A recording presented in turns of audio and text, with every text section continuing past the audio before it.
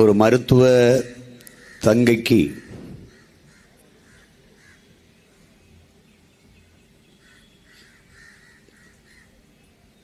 நிகழ்த்தப்பட்ட பாலியல் வன்கொடுமை படுகொலையை கண்டித்து நாம் தமிழர் கட்சியினுடைய மருத்துவ பாசறை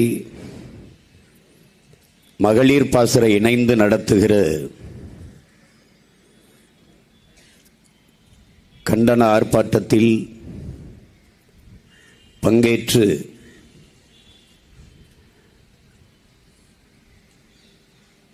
கண்டன உரையை நிகழ்த்தி அமர்ந்திருக்கிற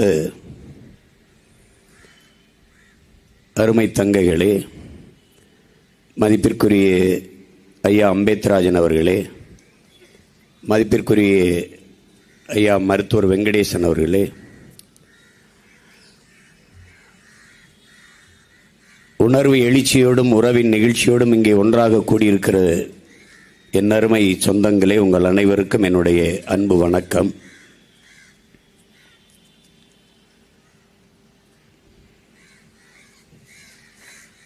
இங்கே மருத்துவ பாசறையின் குறியீடாக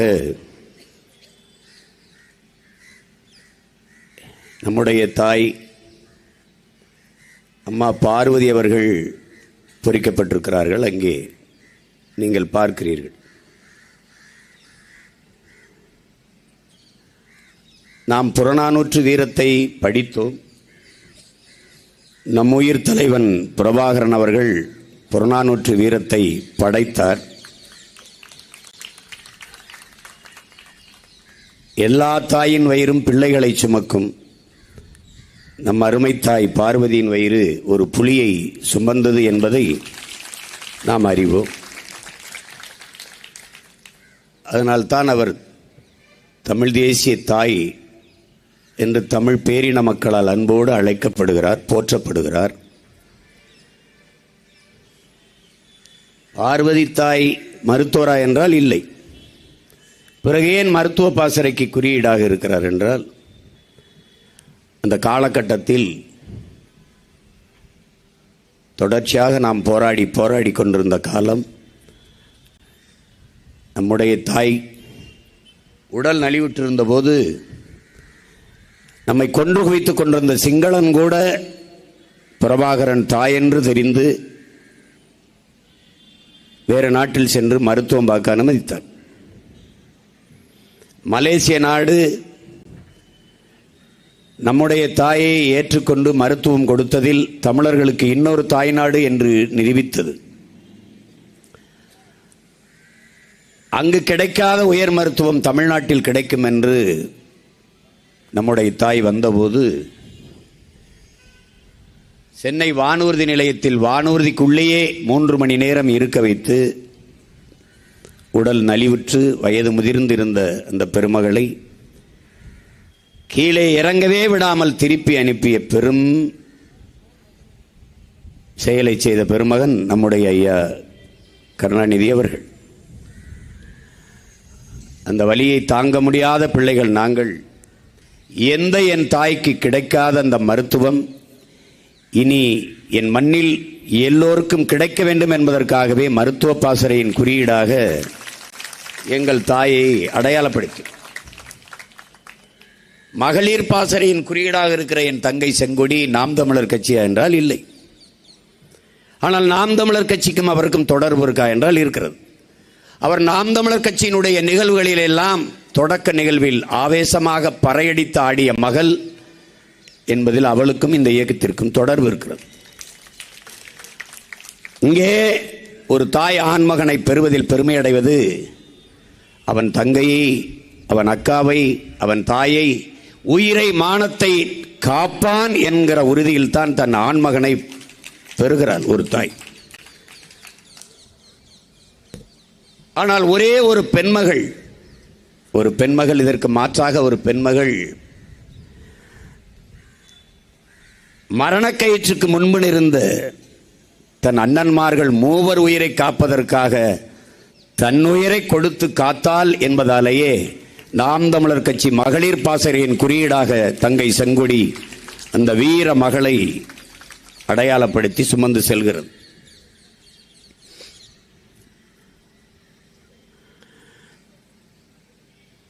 இங்கே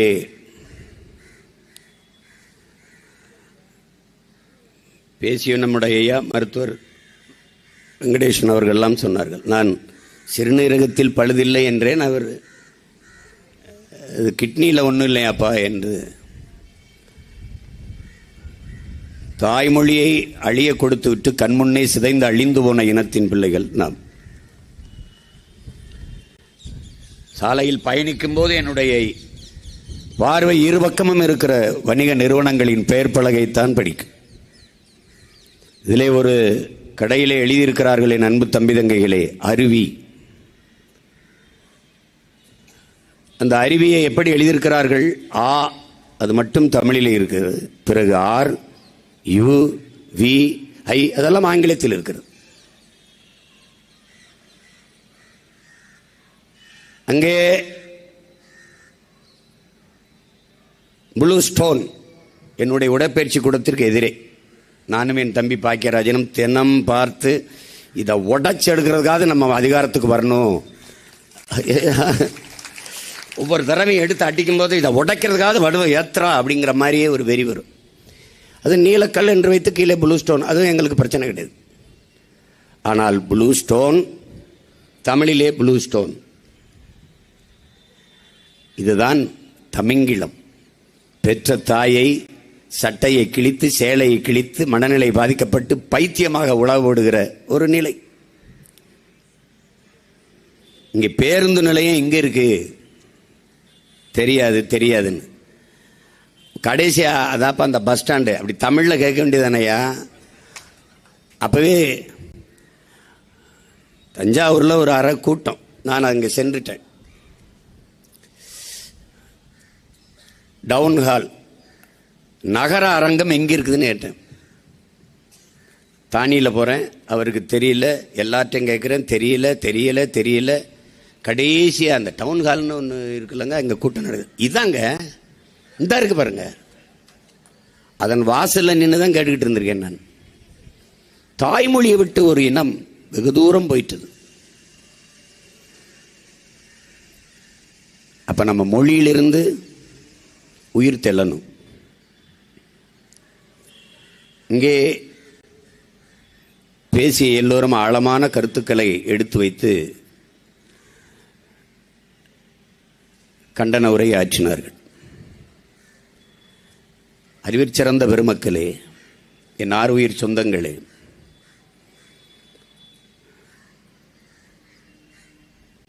உங்கள் எண்ணத்தில் கவனமாக இருங்கள். அதுதான் செயலாக மாறுகிறது. உங்கள் செயலில் கவனமாக இருங்கள். அதுதான் உங்கள் ஒழுக்கத்தை தீர்மானிக்கிறது. உங்கள் ஒழுக்கத்தில் கவனமாக இருங்கள், அதுதான் உங்கள் வாழ்க்கையை தீர்மானிக்கிறது என்கிறார்கள். இங்கே செயல் என்பது எண்ணத்தின் விளைச்சல், சிந்தனையின் விளைச்சல். சிந்தனை என்பது சமூகத்தின் விளைச்சல். ஒரு சமூகமே குற்றச் சமூகமாக மாறிவிட்டதால் இது போன்ற குற்றங்கள் தவிர்க்க முடியாத ஒன்றாகி விடுகிறது. இதற்கு என்ன வழி? ரூசோ சொன்னதுதான், ஒரு குற்றவாளியை பிடித்து தூக்கில் போடுவதை நிறுத்து, அவன் குற்றம் செய்வதற்கான காரணத்தை கண்டறிந்து அதை தூக்கில் போடுங்கிறான். காரணம் அப்படியே இருக்கிற போது குற்றங்கள் பிறக்கத்தான் செய்யும். இது நன்கு உணர்ந்து கொள்ளணும். இதுக்கு என்ன வழி? எங்களுடைய தலைவர் மேதகவி பிரபாகரன் அவர்கள் குற்றவாளிகளை பிடித்து கூண்டில் நிறுத்துவது அல்ல காவல்துறையின் வேலை. பிறகு என்ன வேலை? குற்றவாளிகளே உருவாகாத ஒரு சமூகத்தை உருவாக்குவதுதான் காவல்துறையின் வேலை. இங்கே இறந்து போன தங்கை என் உடன் பிறந்தவளா? இல்லை. என் இனம் சார்ந்தவளா? இல்லை. என் அக்கா தங்கையா? இல்லை. பிறகு எதற்காக இந்த போராட்டம்? இந்தியர் போராட மாட்டார், திராவிடர் போராட மாட்டார், தமிழ் தேசிய பிள்ளைகள் தலைவன் பிரபாகரனின் பிள்ளைகள் தான் போராடுவோம். அவர்கள் செய்ய மாட்டார்கள். ஒருவேளை செத்துப்போன இந்த தங்கையின் சாதியில் பெரும்பாரியாக ஓட்டு இருந்தால் அந்த ஓட்டு நமக்கு கிடைக்காம போய்விடுமோ என்ற அச்சத்தில் பேசியிருப்பார்கள்.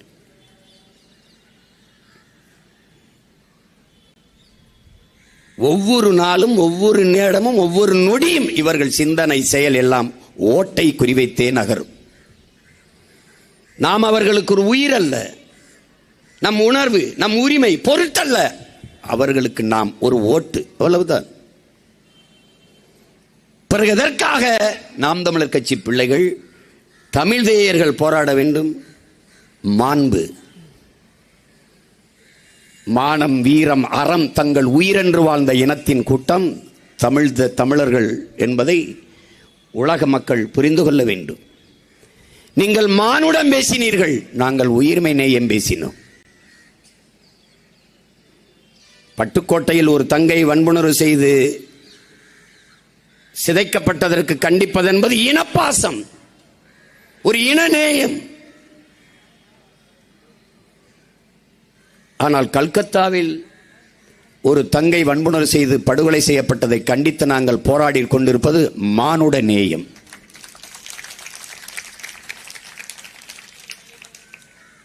நீங்கள் எல்லோரும் மானிடம் பாடும்போது நாங்கள் உயிர்மை நேயம் பாடியவர்கள், போற்றியவர்கள். பிறப்பு ஒக்கும் எல்லா மாந்தருக்கும் என்று எங்கள் வேதம் கற்பிக்கல. பிறப்பு ஒக்கும் எல்லா உயிருக்கும், இதான் எங்களுடைய வேதம். எங்களுடைய வள்ளுவ பெருமகனார் எங்களுக்கு தந்தருளிய மறைமொழியிலே போதித்ததுதான். பகுத்துண்டு பல் உறவுகள் ஓம்புக, இல்லை, பகுத்துண்டு பல் உயிர்கள் ஓம்புக. புதியது ஒரு உலகம் செய்வோம், கெட்ட போரிடும் உலகத்தை வேரோடு சாய்ப்போம்னா உலகம்தான். உலகம் தழுவி தழுவி நேசித்து நின்ற மக்கள் தமிழ் பேரின மக்கள். கம்பன், கபிலன், இளங்கோ, வள்ளுவன் எல்லோரும் உலகம் தழுவிதான். அகர முதல எழுத்தெல்லாம் ஆதி பகவன் முதற்றே உலகு என்றுதான் மறைமொழியின் முதல் குரல் தொடங்குகிறது. யாதும் ஊரே யாவரும் கேளீர். உலகம் என்னது? எல்லா மானுடனும் என் உறவினன். அப்படி இல்லை மற்றவர்கள். சீனன் எழுந்தான், என் மொழி தெரியாதவன் பிசாசு என்றான். அரேபியன் எழுந்தான், என் மொழி தெரியாதவன் சாத்தான் என்றான்.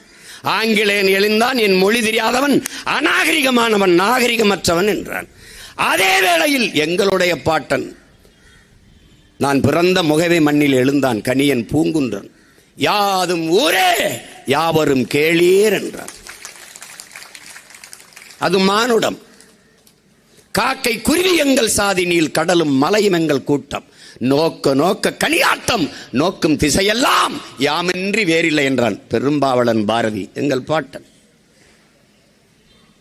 வாடிய பயிரை கண்ட போதெல்லாம் வாடினேன் வள்ளலார் பெருந்தகை. பயிருக்கு உயிருக்குன்னு வாடி நின்றுகான். இப்படித்தான்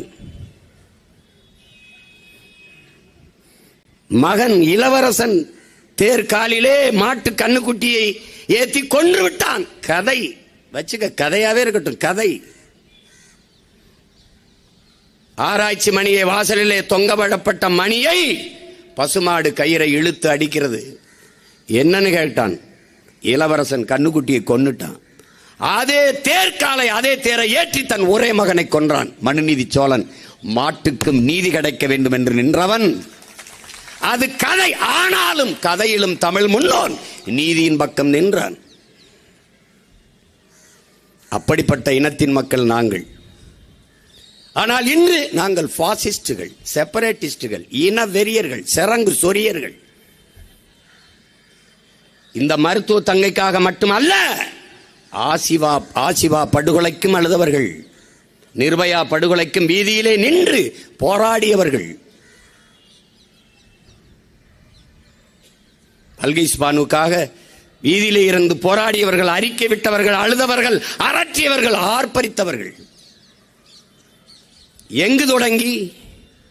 போத்ரா ரயில் இருப்பிலே நடந்த கலவரத்திலே பல்கிஸ் பானுவை தடுத்திருந்தால், அந்த வன்புணர்வை செய்தவர்களை இன்று தண்டித்திருந்தால் அச்சம் பரவி இருக்கும். நிர்பயாவுக்கு நடக்கும் போதே நீதியை நிலைநாட்டியிருந்தால் இந்த குற்றச் செயல்கள் நின்றிருக்கும். 8 வயது சிறுமி ஆசிபா ஆடு மேய்த்து கொண்டு அழைத்து கொண்டு போய் 8 நாட்கள் வைத்து 22 பேர் வன்புணர்வு. இவளுக்கு நிகழ்ந்தது போலவே கால்களை உடைத்து கழுத்தெலும்பை நொறுக்கி இறந்த பிறகும் புணர்ந்து 22 பேர். அன்னைக்கு இந்த ஆசிபாவுக்காக இந்த நாடு வெகுண்டு எழுந்திருந்தால், அனைத்து கட்சிகளும் ஆர்ப்பரித்திருந்தால், அரசியலை தாண்டி வாக்கரசியலை தாண்டி மக்கள் அரசியலுக்கு நகர்ந்திருந்தால் இந்த செயல்கள் நின்றிருக்கும். இதுவரை நீண்டிருக்காது.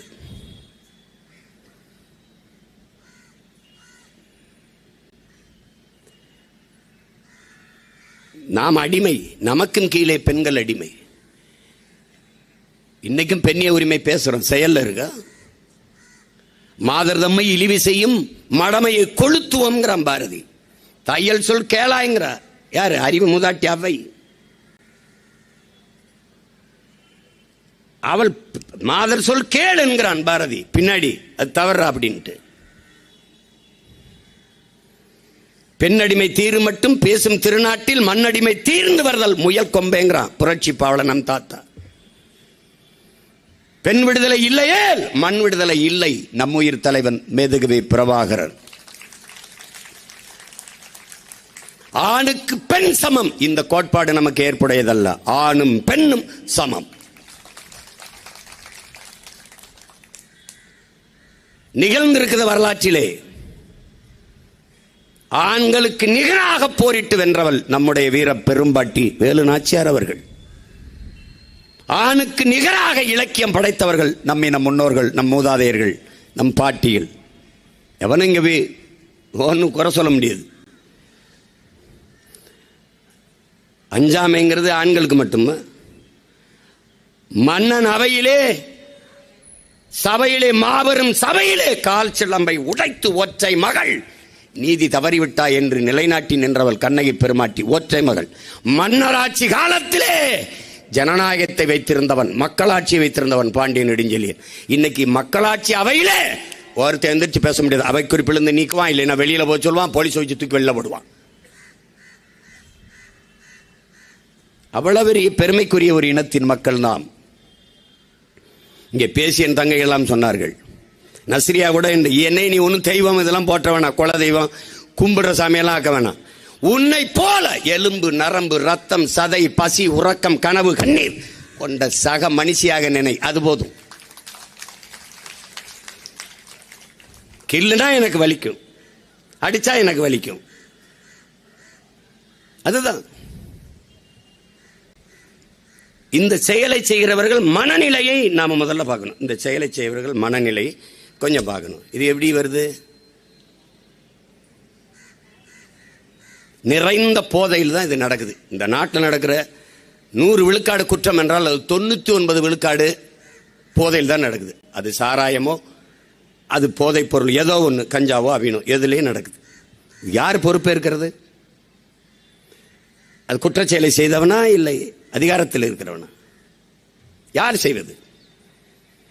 ஆட்சியாளர் உமர் ஒருவன் திருடினான் என்றால் அவன் கையை வெட்டுறாங்கிறான்.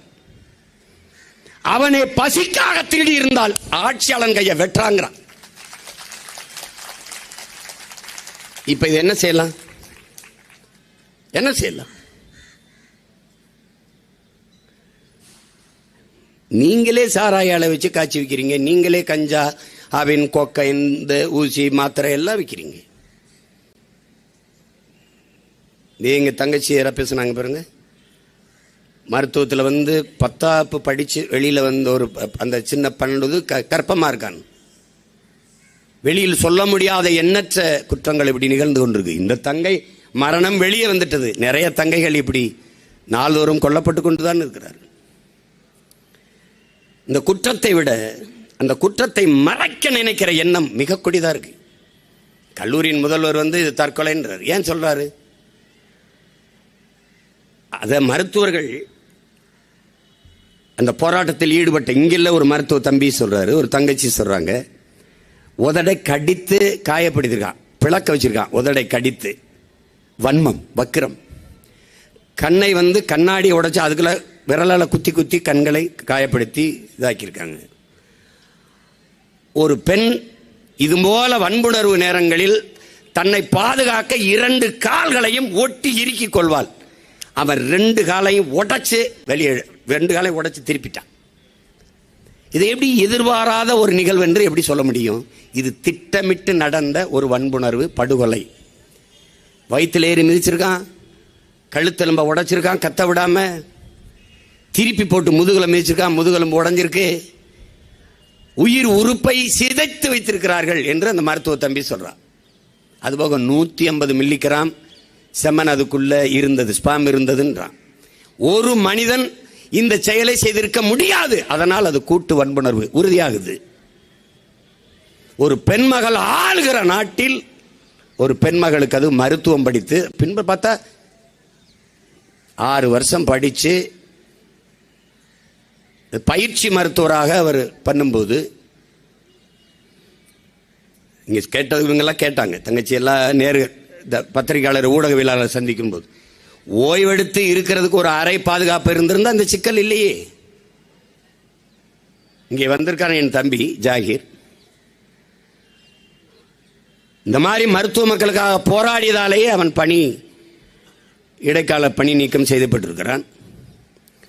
காலையில் அனுப்புறான். இந்த மாதிரியான பயிற்சி மருத்துவர்கள் நிலையை படமா பார்த்தா கண்ணீர். இந்த படிப்புக்காடா என் பிள்ளைய படிக்க முடியலன்னு உயிரை விடுதுன்னு நினைக்குது.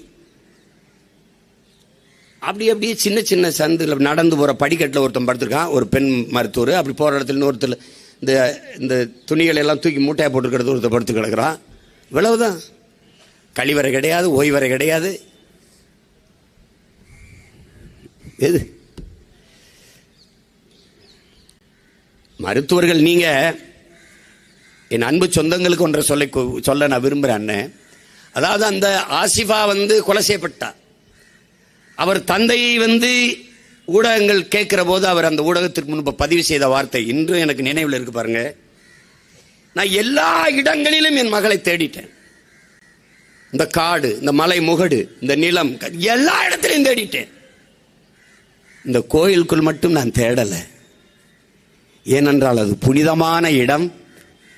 அந்த இடத்தில் இப்படிப்பட்ட ஒரு செயலை நிகழ்த்தியிருப்பார்கள், செய்திருப்பார்கள் என்று நான் துணியும் நம்பல, நினைக்கல.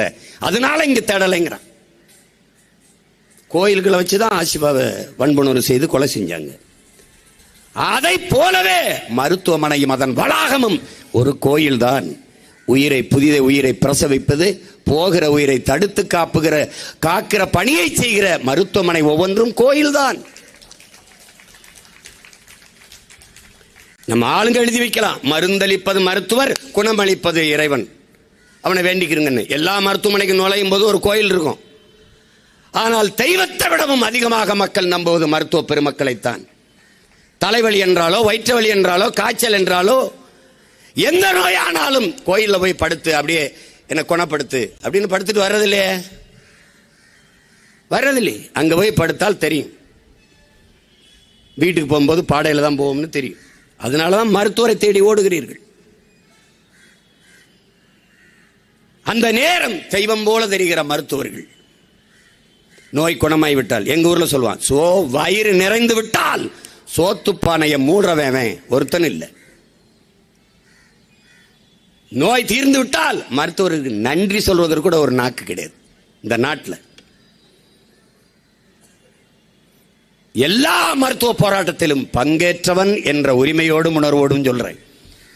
நீ உனக்கு நோய் வரும்போது தெய்வமாக தெரிகிறான், நோய் தீர்ந்த பிறகு அவன் தேவையற்றனாக தெரிகிறான்.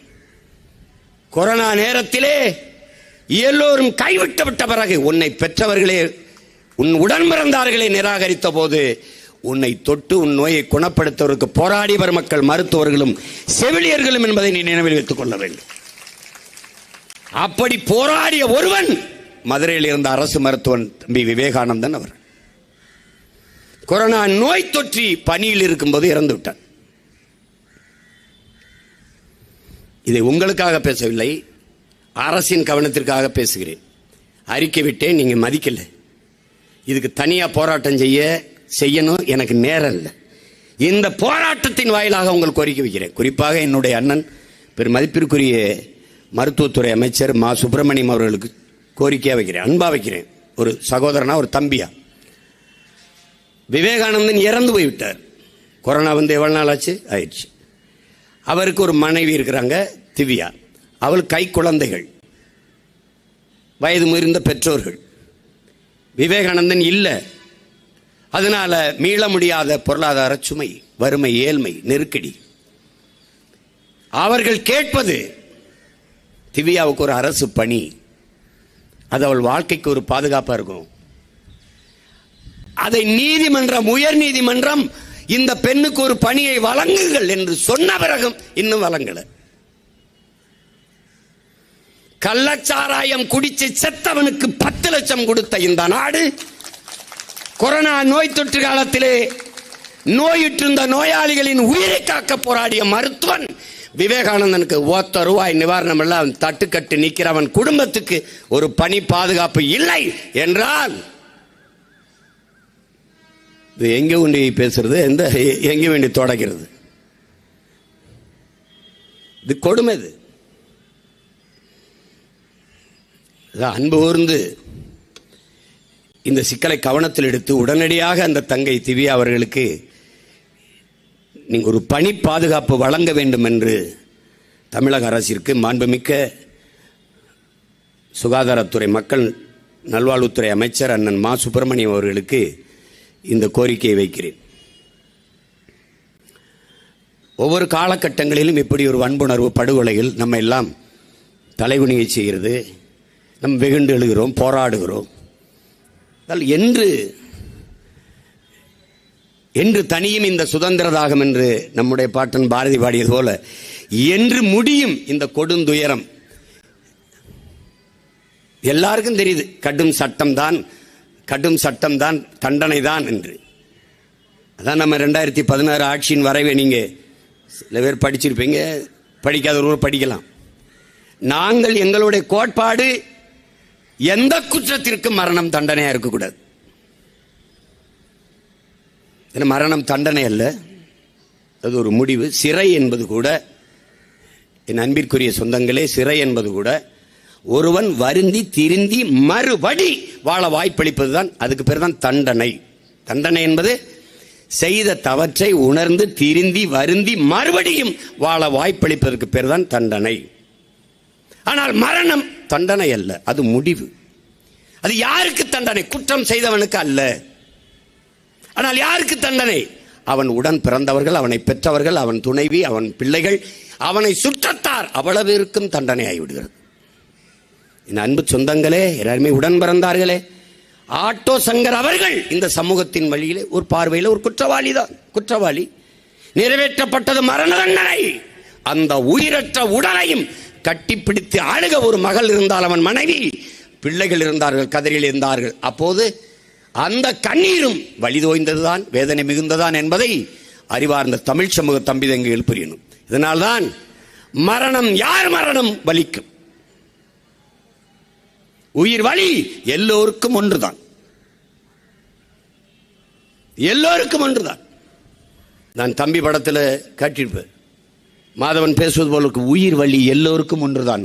இந்த உரையாடல் தான் என் தலைவனுக்கு மிகவும் பிடித்த உரையாடல். அந்த படத்திலே வந்த உரையாடல், அதை பெருமையாக சொல்வார்கள் தம்பிகள். கரும்புலி மறவர்களை களத்திற்கு அனுப்புகிற போது, அல்லது போர் வீரர்களை களத்திற்கு அனுப்புகிற போது, காட்டுங்கள் உயிர் வலி எல்லோருக்கும் ஒன்றுதான் என்று சிங்களவர்களுக்கு காட்டுங்கள் என்று இந்த உரையாடலை சொல்லி உங்கள் அண்ணன் அனுப்புவார் என்று என்னிடத்திலே சொல்வார்கள். அப்படி உயிர் வலி, நல்லவன் கெட்டவன், இங்கே யார் மரணமும் பாதிக்கும். அதனால் மரணம் எங்களுக்கு எந்த குற்றத்திற்கும் தண்டனையாக இருக்க ஏற்புடையது அல்ல. ஆனால் பாலியல் வன்புணர்வு, 6 வயது குழந்தையை கொன்றது. எத்தனை நாள் இந்த செய்தியை படிக்கிறோம்? 3 வயது பிஞ்சை நசுக்கி போட்ட கொடுந்துயரத்தை, கொடுஞ்செயலை படிக்கிறோம். 6 வயது அம்மா தனியாக வீட்டில் இருக்க முடியாது. படுகொலை, நகைக்காக, பணத்திற்காக வன்புணர்வு, படிக்கவே பயமாக இருக்கிற செய்திகள் தினந்தோறும் நடக்குது.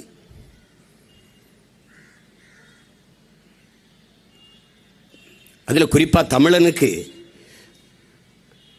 தன் மொழியின் மீதும் இனத்தின் மீது இல்லாத பெருமை, ஊட்டப்படாத புகற்றப்படாத பெருமை, 50,000 ஆண்டுகளுக்கு மூத்த நீண்ட நெடிய வரலாற்று பெருமை கொண்ட தமிழர் என்கிற தேசியனத்தின் மக்கள் தன் தாய்மொழியின் மீது இல்லாத பற்று, இல்லாத பெருமை,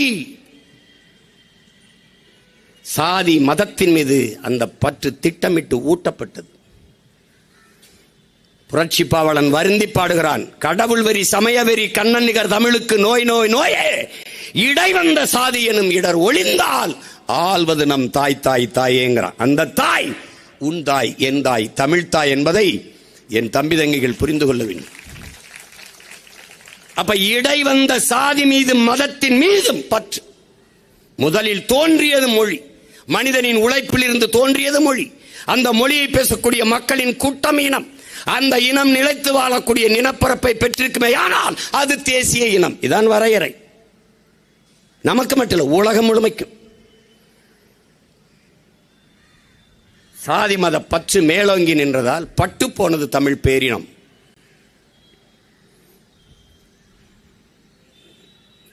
அதனால எதை பற்றியுமே அது கவனிக்கிறது இல்லை. இப்ப இது மற்றவர்களை பொறுத்தவரைக்கும் தேவையில்லாத வேலை. இந்த ஆர்ப்பாட்டத்தில் ஐயோ கல்கத்தாவில் செத்த பெண்ணுக்காக அவர்கள் ஓட்டு போட்டார், அது கிடையாது. எப்போதும் சொல்வேன், இப்போதும் சொல்வேன், இன்னும் சொல்வேன், நாங்கள் ஓட்டுக்கானவர்கள் அல்ல, இந்த நாட்டுக்கானவர்கள், நாட்டு மக்களின் நலனுக்கானவர்கள். என் அன்பு சொந்தங்களே, அருமை உடன் பிறந்தார்களே, ஊழலில் எங்கு காயம் பட்டாலும் முதலில் கண்ணழுகும். அதுபோல உலகில் எங்கு காயம் பட்டாலும் தமிழர் மண் அழுகும். இதுதான் தமிழரின் வரலாறு. ஏன்? நாங்கள் உயிர்மை நேயர்கள். உயிர்மை நேயர்கள். இனிமேலாவது எங்களை பாசிஸ்ட், செப்பரேட்டிஸ்ட், இனவெறி நிப்பாட்டு. தமிழ்நாடு தேசம் என் தேசம், தமிழ் தேசம். இதுதான் ஏன் நினைக்காத. இந்த அரை கிரவுண்டுகளை என்னை சுருக்கிட்ட. இந்திய துணைக்கண்டம் முழுதும் என்னுடையது. இவள் என் தங்கை, இவள் முன்னவர்கள், என் இன சொந்தங்கள். உலகத்திலே ஆகச் சிறந்த கல்வியாளன் சிலையை திறந்தாண்ட ஆஸ்திரேலியால. தம்பி தங்கச்சி கேட்டு, உலகத்திலே ஆகச் சிறந்த கல்வியாளன் சிலை யாரு? அண்ணல் அம்பேத்கர் சிலை. 60,000 புத்தகங்களை கொண்ட நூலகம், ஒரு உலக ஆசிய கண்டத்திலே பெரும் நூலகத்தை வைத்திருந்த பெருமகன் நம்முடைய அறிவாசான் அண்ணல் அம்பேத்கர். 10,000 புத்தகம் தான் ஒரு மனிதன் படிக்கணும் வாழ்நாள்ல. 60,000 புத்தகங்களை படித்த அறிவாசான் அண்ணல் அம்பேத்கர். இந்திய துணைக்கண்டம் முழுமைக்கும் பரவி வாழ்ந்தவர்கள், தமிழை தாய்மொழியாக கொண்ட நாகர்கள். அதை விட சான்று வேணுமாடா? வேணுமா உனக்கு? ஆம், அம்பேத்கர் சொல்ற கருத்தை நான் ஏற்கிறேன். பொது உடைமை தத்துவத்தின் பிதாமகன் ஐயா ஜோதி பாசு, மேற்கு வங்கத்தின் முதல்வர். அங்கிருந்து குறி இங்க வந்து நீத்திருக்க. காரணம் மொழி கலப்பு. சாப்பிட்டீங்களா நீங்க? போஞ்சி ஸ்திரா மீறு. நீ மகளேங்கிறான், அவன் மோளைங்கிறான். நீ அப்பாங்கிறான், அவன் அச்சாங்கிறான். நீ வாட்டர் ஃபால்ஸை மொழிபெயர்த்தி நீர்வீழ்ச்சிங்கிறான், அவன் தூய தமிழ் சொல்ல அறிவிங்கிறான்.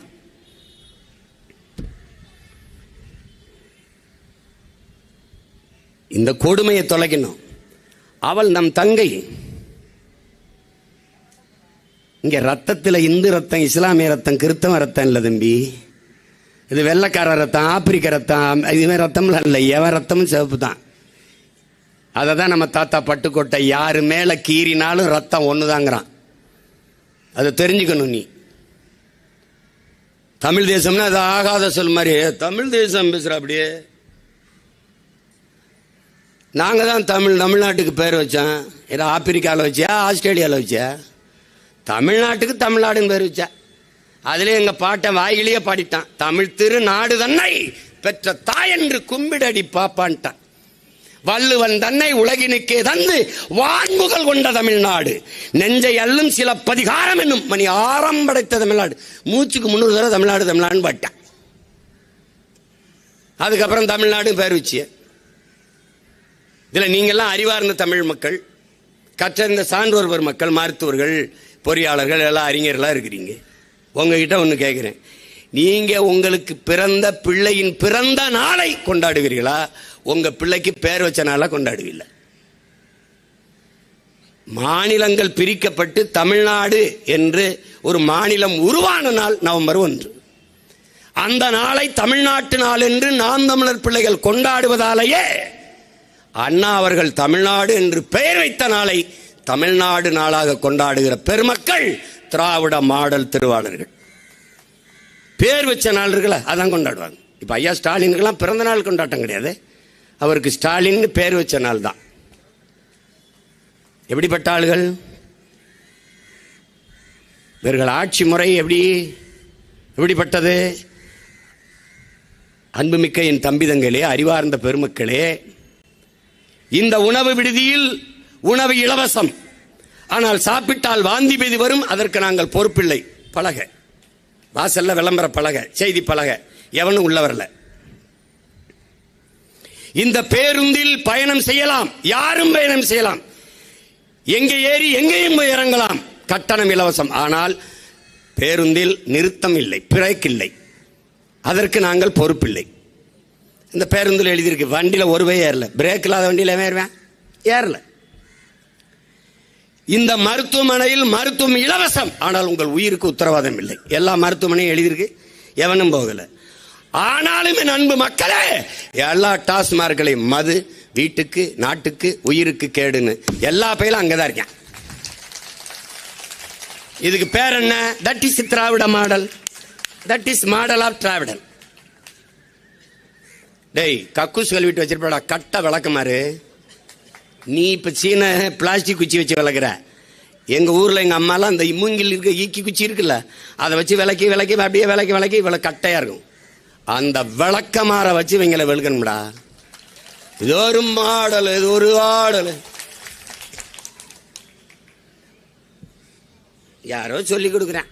ஏங்க அது கேவலப்படுதுங்க, அப்படி பேசுறதுனால சிரிக்கிறான் ஜன, விட்டுருங்கன்னு கூட சொல்ல மாட்டேங்கிறாங்க. கொடுமை.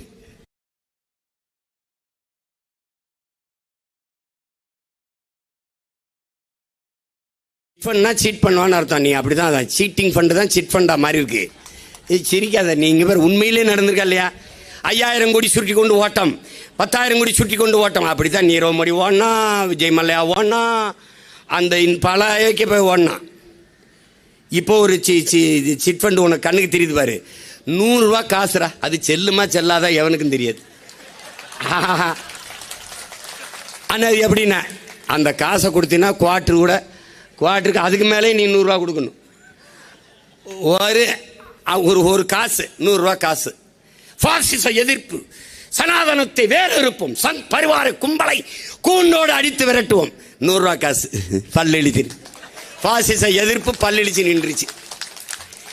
இந்த கொடுமையை விட கொடுமைடே, இந்த இனம் கேடுகட்டு மூளையற்று தெரியுது. இவர 100 ரூபா காசுரா, 100 ரூபா காசு உனக்கு வேணுமா? 10,000 ரூபா கட்டு, 10,000 ரூபா கட்டு. 100 ரூபா காசு வேணுமா? 10,000 ரூபா கட்டு. ஓடியா சார், போடு சார், காட்ட போ சார், கவு சார், இந்தா சார், வென்ற 50,000 பரு சார், 50,000. இந்த பரதேசி பைவில் பிச்சை எடுத்து 5,000 கட்டி தோத்து போகிறத 100 ரூபா காசு. இதை வாங்கி என்னடா பண்ணுவேன்? நீ செத்து போனா நெத்தியில் பொட்டா வச்சு போதைக்கடா பரதேசி பழ. இது எதுக்குடா அந்த 100 ரூபா காசு? எதுக்கு சொல்லு? ஏய், எதுக்குன்னு சொல்லு. 10,000 ரூபா கொடு, 100 ரூபா காசு 10,000 கொடு, 100 ரூபாய் வச்சுக்க. 100 மறக்கணும் நெட்டியா தம்பி, நீ நல்ல பிள்ளைப்பா, உனக்கு தலைவருடைய காசுப்பா, நினைவா வச்சுக்கப்பா, பரிசுப்பா. ஏப்பா நீ அதிகமாக ரத்தம் கொடுத்துருக்கியா தம்பி, குருதி கொடுத்துருக்கியா, உனக்கு தலைவருடைய காசை இப்போ இருக்க தலைவர் கொடுப்பாருப்பா, பெருமையாக கொடுப்பாருப்பா. வேற ஐயா வேற என்ன உறுப்பு தானம் பண்ணியிருக்கியா? உனக்குப்பா. வேற என்ன பண்ண? சமூக சேவை, படிக்க முடியாத பிள்ளைகளை படிக்க வைக்கிறியாப்பா, இந்தா. பசியோடு கிடக்கிறவங்களுக்கு உணவு கொண்டு கொடுக்குறியாப்பா, உனக்கு இந்தா. இப்போ என் தம்பி ஃபவுசான் இருக்கான், வெள்ள நேரத்தில் அவனுக்கு எந்த இதுவும் தெரியாது, யாருன்னே தெரியாது. அவனா ஒரு 100 பேருக்கு பிரியாணி ஆக்கி, பிரியாணி தான், சோறு கிடையாது, பிரியாணி ஆக்கி ஒரு முச்சக்கரை வண்டியில் ஏற்றிக்கிட்டு போயிட்டு போகிற வர வீடுகளுக்கெல்லாம் இடுப்பளவில் போய் நீந்தி கொடுத்தான். அப்போ ஒரு பொம்பளை பிள்ளை, ஒரு தங்கச்சி பேசுறது, எவனோ கேட்குறேன். அதுலேயும் அவன் தண்ணிக்கு நின்றுக்கிட்டு, ஒரு வாரமாக எங்களை யாரும் பார்க்கல. அதான் ஒரு தம்பி வந்து எங்களுக்கு வீடுக்கு வந்து சோறு கொடுத்துட்டு போகுது பிரியாணி. அப்போ சீமான் தம்பி கெத்து தானே அப்படிங்குது. அது சீமான் தம்பினா கெத்து தானே. அதான் அவார்டா, அது ரிவார்டா. அதுக்கு 100 காசு இல்லை, 100 கோடி கூட கொடுக்கலாம். அதை விட்டுவிட்டு உனக்கு 100 ரூபா காசு வேணுமா? தலைவர் காசு, தலைவர் காசு. இவர் தான் செக்கெழுத்த செம்மல், இவர் தான்டா, இவர் தான் 8 மாதங்கள் வெள்ளையனை எதிர்த்து போரிட்ட பெரும் புரட்சியாளர்கள் மருதீரவர் வாரிசு அவர் தான், அவர் தான்.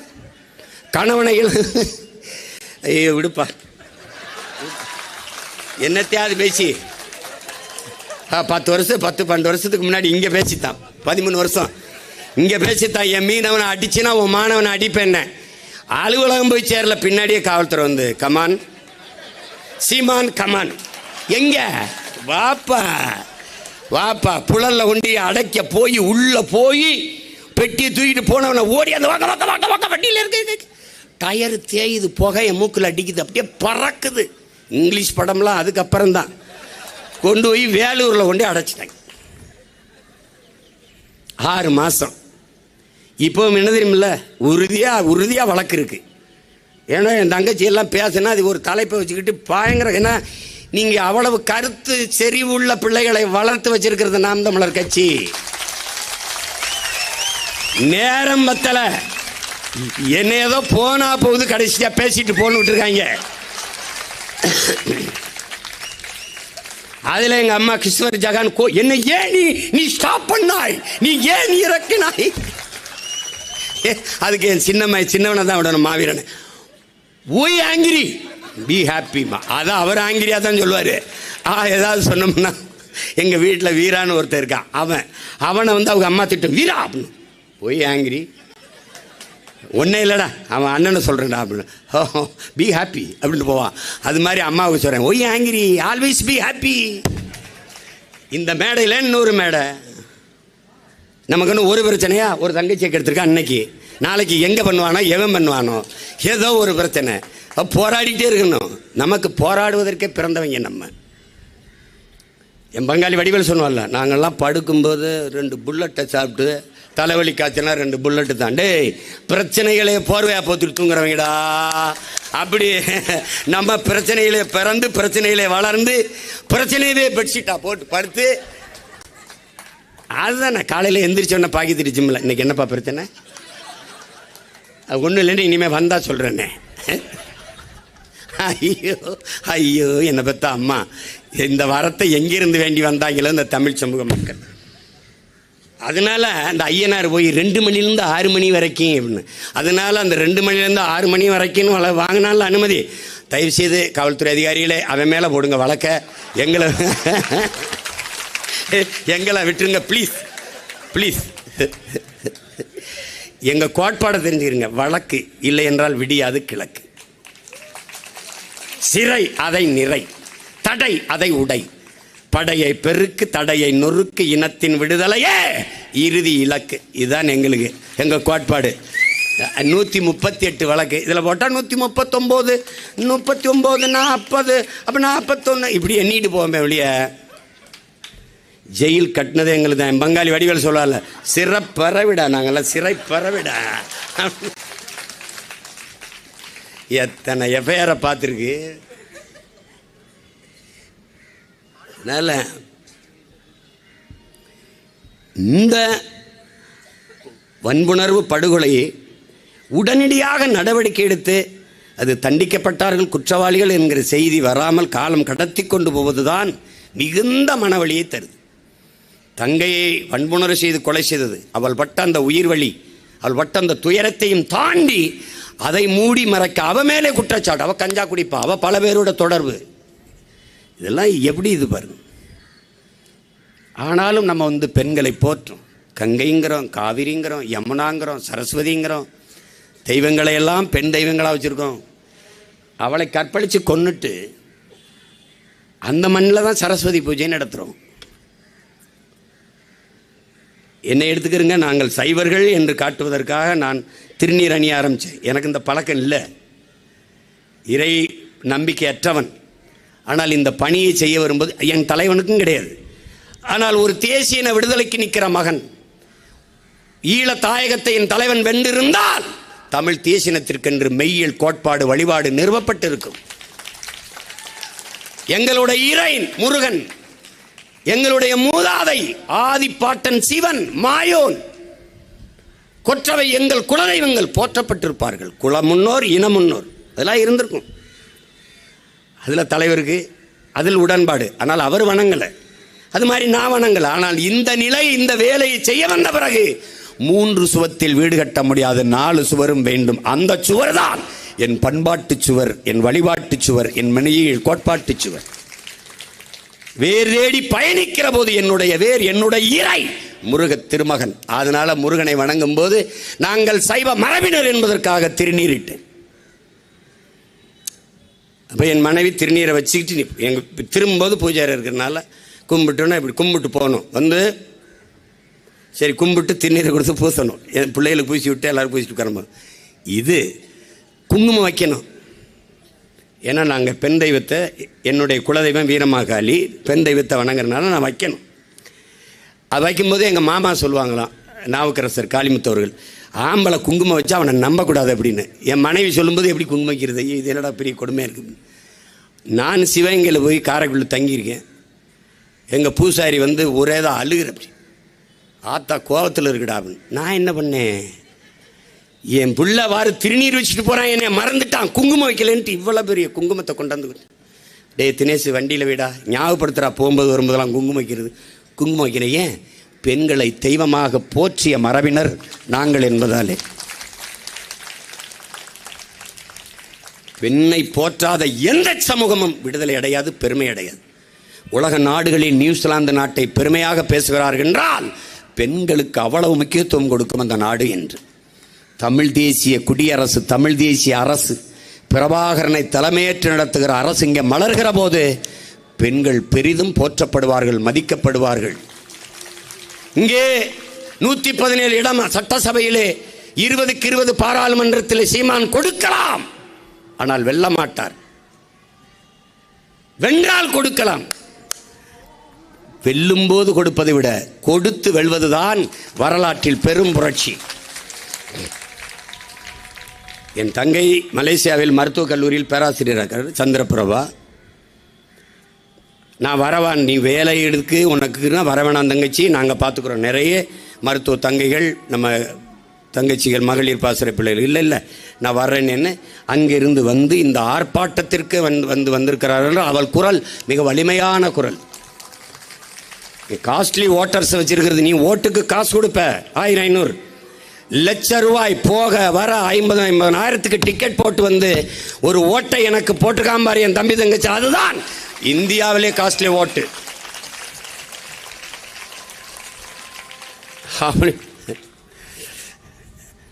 இந்த மாதிரி கொடுஞ்செயல்களை அறவே வேறு இருக்க வேண்டும். பெண்களை போற்றுகிற ஒரு புனிதமான நாடாக இந்த நாட்டை நாம் படைக்க வேண்டும். பெண்மையை போற்றுவோம், பெருமைமிக்க நாடாக மாற்றுவோம் என்கிற உறுதிமொழியை ஏற்போம். இந்த தங்கைக்கு, மருத்துவ தங்கைக்கு நிகழ்ந்த அந்த கொடுமைக்கு உடனடியாக அந்த மாநில அரசு, மேற்கு வங்க அரசு, இந்திய ஒன்றிய அரசு உடனடியாக நடவடிக்கை எடுத்து எல்லா குற்றவாளிகளும் தண்டிக்கப்பட வேண்டும். ஒரே ஒருவனை ஒப்புக்கு கைது செய்து வச்சு நாடகம் போடுவதை நிறுத்த வேண்டும். தமிழ்நாட்டை ஆளுகிற தமிழ் மாநில அரசு, தமிழ்நாட்டு அரசு இந்த உங்களுடைய கூட்டணியில் இருக்கிற அம்மா மம்தாவுக்கு, உங்களுடைய நட்பில் கூட்டணியாக இருக்கிற ஐயா நரேந்திர மோடி அவர்கள் அரசுக்கு நீங்கள் அழுத்தம் கொடுக்க வேண்டும். நீங்கள் காசு வெளியிடும் போது ஐயா ராஜ்நாத் சிங் வந்தார், நீங்கள் சொல்கிறீர்கள். ஐயா எடப்பாடி சொல்கிறார்கள், நாங்களும் தான் அம்மா ஜெயலலிதா அவர்களுக்கு எங்களுடைய தலைவிக்கு காசு வெளியிட்டோம், அப்போது பிஜேபியில் கூட்டணியில் இருந்தார்கள், எங்கள் கூட நாங்கள் அவர்களை அழைக்கவில்லையே, அவர்களை கூட்டி வந்து வெளியிடவில்லையே, நாங்களாக தான் வெளியிட்டோம் என்று சொல்கிறார். அதற்கு ஐயா ஸ்டாலின் அவர்களின் மறுப்புரை, கூட்டணியில் இருந்தார்கள், அவர்கள் தலைவிக்கு காசு வெளியிட்டார்கள், ஆனால் பிஜேபி அவர்களை மதிக்கவில்லை, அவர்கள் வரவில்லை. கூட்டணியில் இருக்கிற கட்சிக்கு வரவில்லை, மதிக்கவில்லை. கூட்டணியில் இல்லாத கட்சி உங்களை மதிக்கிறது, வரவேற்கிறது, வருகிறது என்றால் இப்ப உண்மையிலே கூட்டணி யார் என்பது எங்களுக்கு புரிகிறது. இங்கே பேசிய தங்கச்சி எல்லாம் பேசினார்கள். ஐயா RS பாரதி நான் மதிக்கிறேன், மதிப்பிற்குரிய பெருந்தகை. என்னை முட்டா பயல் என்கிறீர்கள். ஆம், முட்டாள் என்றால் என்ன தெரியுமா? தேர் ஓடும்போது தேரை நிறுத்துவதற்கு முட்டு கொடுத்து நிறுத்துறால் முட்டாள். உங்களுடைய திராவிட அந்த சிக்கு புக்கி ரயில் தேர் இருக்குல்ல, அதை ஒரு முட்டு கொடுத்து நிறுத்த போற முட்டாள் நான் தான். மடையன் என்றால் அறிவற்றவன் என்று பொருள் அல்ல. மடையன் என்றால் பாசனத்திற்கு பயன்படுத்துகிற மடையை போதுமான அளவுக்கு தண்ணீர் வெளியேறிவிட்டது அடை என்று மடையை உள்ளே நீருக்குள் மூழ்கி அடைப்பவன் மடையன். மடையை அடைப்பவன் மடையன். சண்டாளன் என்றால் சண்டையில் சிறந்தவன், சண்டை ஆளன் சண்டாளன். படவா என்றால் படையோடு வா. சண்டாளா படவா என்றால் சண்டை ஆளனே படையோடு வா என்பதை சுருக்கி. புரியுதுன்னு நினைக்கிறேன் உங்களுக்கு. இது ரொம்ப விளக்கம் வேண்டாம்னு நினைக்கிறேன். அவர் சொல்றாரு என்னைய, ஏ முட்டா பையல, அவர் என்ன போட்டா உனக்கு என்ன போட்டாலும் என்ன, எதுக்கு அங்கியை மாற்றி சங்கி ஆயிட்டீங்களேங்கிறதா எங்கள் வருத்தம்.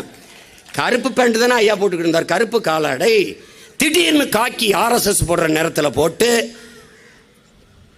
பாரு உன் மனைவியை பார் சரவணா, அப்படியே சந்திரமுகியாவே மாறிட்டாலே.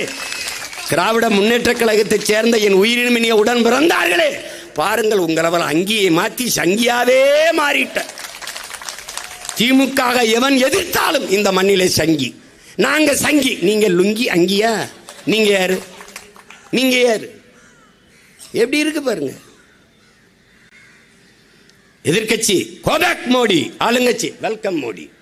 எதிர்கட்சி கருப்பு பலூன், கருப்பு கொடை, கருப்பு கொடி. ஆளுங்கட்சி வெள்ளை கொடை, காவலர்களுக்கெல்லாம் காவி உடை. எப்படி இருக்கு? ஆளுநரை மாற்று, அது 6 மாசத்துக்கு முன்னாடி, அது வேற வாய். ஆளுநர் மாளிகையில் இந்த 100 ரூபா பிச்சைக்கார காசுக்கு அதுக்கு போய் நின்றுக்கிட்டு கையை கொடுக்கறது, கட்டி பிடிக்கிறது. அண்ணாமலை தம்பி ஊழல் பட்டியலை அப்படி ஸ்டாட்டிஸ்டிக்ஸ் புள்ளி விவரமா இவர் அவர் இவர் இவர் திட்ட அவர் திட்டாரு. அப்புறம் கடைசியா நீ ஊழல் நோ ஊழல் நோ கரப்ஷன் முடிஞ்சு போச்சு. கொஞ்சம் முன்னாடி வா, அதில் தான் முடிஞ்சு. என்ன கொடுமைடா சாமி இது. எங்கள் அண்ணன் பிரோசு கொடுமை சரவணாங்க மாதிரி, இது கொடுமை சாமி இது. இந்த ஆளுநரை மாற்ற சொல்லி போராடுகிறவர்கள் தான். ஆளுநர் விருந்தில், இந்த விருந்தில் திமுக கட்சி பங்கேற்காது. அது ஐயா எடப்பாடி பழனிசாமி நல்லா கேட்குறாரு. அப்போ நீங்கள் பங்கேற்றீங்கள, கட்சி வேற ஆட்சி வேறையா? திமுகவின் தலைமை தானே கட்சியின் தலைமை, ஆட்சியின் முதல்வர் தானே கட்சியின் தலைமை. உங்களையும் என்னையும் இந்த மக்களையும் எப்படிப்பட்ட ஆட்களை அவங்க கருதி இருக்கிறார்கள் என்பதை நீங்கள் புரிந்து கொள்ளணும். இப்போ மாற்ற சொன்ன ஆளுநர் தான் அவர். சலவைக்கு போட்டு வாங்கி வச்சிருக்காங்களா என்ன? அதே ஆள் தான். அவர் படித்து ஐபிஎஸ் எழுதினாரா தெரியல, பார்த்து எழுதினாரா தெரியல. அவன் ஒரு மனநோய் கொண்டு அரக்கு இருக்கேன். கீழ்ப்பாக்கம் மருத்துவமனையில் சேர்க்க வேண்டிய ஆளை கொண்டு ஆளுநர் மாளிகையில் உட்கார வச்சு ராஜ்பவனில் படுக்க வச்சிருக்க. அப்படி எந்த பல்கலைக்கழகம் எந்த விழாவுக்கு போனாலும் கருப்பு சட்டை போடக்கூடாது. அப்போ உன் பிளாக் ஹெட்ஸ்லாம் எல்லாம் மாட்டி விட்டு கழட்டி விட்டு வெள்ளையை போட்டு விட்டுருவியா? கருப்பாக சட்டை போடக்கூடாது, கழட்டிடணும். கோட் போடக்கூடாது. பெண்கள் கருப்பு தாவணியும் போட்டு எல்லாம் எடுத்துடணும். ஒருவேளை கருப்பு ஜாக்கெட் போட்டாலும் கழட்டிடணும். இது ஒரு நோய், கழட்டிடணும். இப்படி தான் நடக்குது. பெரியார் பல்கலைக்கழகத்தில் அண்மையில் நடந்த பல்கலைக்கழக விழாக்கள் எல்லாம் கருப்பு சட்டை போட்டால் கழட்டிட்டார். இப்போ என்னை கழட்டினா நான் அப்படியே கருப்பாக தான் இருப்பேன். அப்போ என்ன பண்ணுவ நீ? சட்டைகள்னாலும் கருப்பாக இருக்காயா? அப்போ என்ன பண்ணலாம்? வா சந்தனத்தை பூசி விடு, இல்லை தீ வச்சு கொளுத்தி விடு, எல்லாம் வெந்து அப்படி வெள்ளையா தெரியும். ஏண்டா உண்மையிலே நீங்கள் அறவைக்காட்டு பைத்தியங்களாடா நீங்கள். சர்ரா சட்டையை கழட்டிட்ட மண்டையில் இருக்க மயிர் என்னடா பண்ணுவ? பூரா கருப்பாக இருக்க சரைச்சி விடுவியா? என்ன வேலை பாப்பா? ஏன்னா உங்களை எப்படா உங்களை எல்லாம் நாங்கள் உங்களோட வாழை நாங்கள் வாங்கி வந்த வரோம் என்னதான்டா? என்னதான் சொல்லு கருமம். இனிமேலாவது பார்த்து போப்பா. அப்படி பேச கூச்சப்பட்டா போகாதப்பா விழாவுக்கு. கருப்புனா இந்த மண்ணில் இருக்க எல்லா பயிலும் கருப்பம் தான்டா. இப்போ கோயிலுக்கு போகாதே, ஜாமியெல்லாம் கருப்பாக இருக்கும். இப்போ வெள்ளை அடித்ததான் உள்ள வருவீங்களா நீங்கள்? என்ன செய்யுது? சரி, இந்த கருமம் தொலையட்டும். தங்கச்சிக்கு நடந்த கொடுமை இதோட முடியட்டும். இனி இந்த மண்ணில் இது போன்ற வன் செயல்கள் கொடுஞ்செயல்கள் தொடராமல் இருக்கட்டும். ஒவ்வொரு தமிழ் பிள்ளையும், தலைவர் பிரபாகரனின் பிள்ளைகள் நாம் இது போன்ற குற்றச் செயல்கள் நிகழாமல் தடுக்க உறுதி இருக்கணும். ஒரே வழிதான் இருக்குது. அதிகாரத்தை பிடி, அநீதியை எதிர்த்து அடி. இதை தவிர வழி கிடையாது. அதிகாரம் மிக வலிமையானது. அந்த அதிகாரம் நம் மக்களுக்கானது. வேற வழியே கிடையாது. எல்லா துன்பப் பூட்டுகளுக்குமான சாவி ஆட்சி அதிகாரம் மட்டுமே. எல்லா வேதனைக்கும் ஒரே மருந்துதான் சாதனை. அந்த சாதனை தான்